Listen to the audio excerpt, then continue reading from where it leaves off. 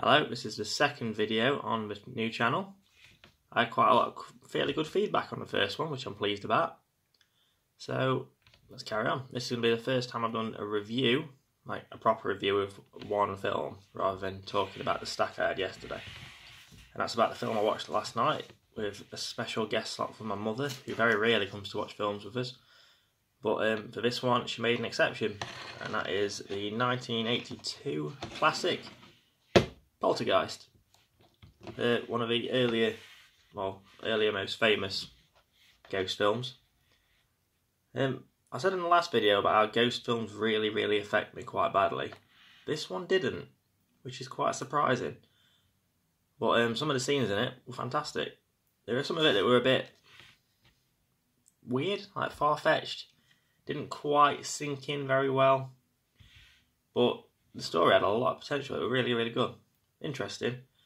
Obviously Steven Spielberg produced this one, and it kind of came across a bit like he was desperate for everyone to know that he had a lot to do with this, even though he didn't direct it like he usually does. Because like in all the credits, it was Steven Spielberg about 7 times. But then it mentions the director, who I'm far more impressed by than Steven Spielberg.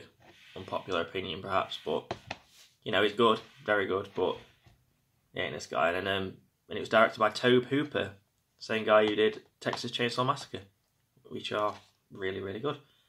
I don't get much of a feel from the Texas Chainsaw Massacre in this film. It was very different, a different style of horror. But definitely enjoyed it.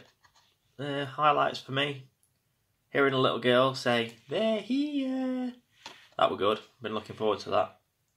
You know, it's one of your films where you know about scenes from it, and you will look forward to seeing those scenes because you know they're going to happen. Same as the clown scene, the doll clown scene. That one was good. That was the one part of the film that made us all legitimately jump, even though we all knew it was coming. The basic story is that I'm not going to give mad spoilers because nobody likes a spoiler. But family start noticing strange things happening around the house. Little girl talks to people in the telly, and things just start going odd, and then that's it.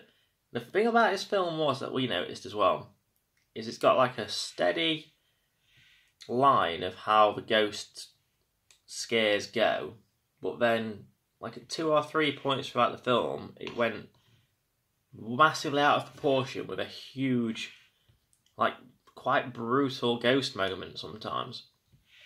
But you'll have to watch it and see what you think. But don't take anything away from it. They're just mild criticisms. I can't watch a film without having a few. I don't think I've ever found a film I don't have a few criticisms for. But it was really good. The little girl was very creepy in it as well. She was good. Rest in peace to her. It's a shame she died, apparently, quite a little while after this film was made. I don't know the exact dates. But yeah, now I'm told there's a remake, which I've seen, and I'm going to look into getting all of that, because I think the remake on a film like this could have a lot of good potential. Perhaps they'll work on the points that I've raised, and perhaps other people saw more valid, proper points, because, you know, I'm not in any way a qualified critic. So, yeah, I'm out today to get in Sutton, where I've got a man who sorts me out good DVDs, Martin's DVDs, very good. If you're ever in Sutton in Ashfield, check him out. He's got a huge back wall full of alphabetised, quite rare, some of them, horror DVDs. Like proper dark ones, some of them as well, like that you don't see anywhere else. So, looking forward to that, and there'll no doubt be a video about that if I find time. But so far, this is going quite well. I'm enjoying it. Thanks for watching.